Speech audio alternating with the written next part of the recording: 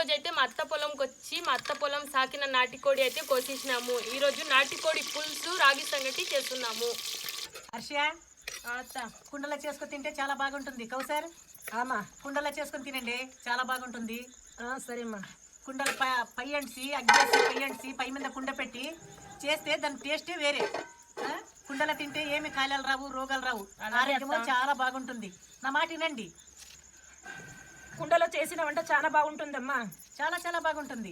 మాకు చిన్నప్పుడు తినిపిస్తుంటావు కదా అత్త నువ్వు. ఇప్పుడు మీరు వచ్చినారు చూడమ్మా, మీరు వచ్చి మిక్సీలో బుర్ర అంటేసేది, స్టవ్ మీద స్టీల్ గిన్నెలు పెట్టేది, స్టీల్ గిన్నెల పెట్టేది, కుక్కర్లో పెట్టేది, అదంతా తిని తిని బీపీలు, హార్ట్, షుగరు అంతా వస్తుంది.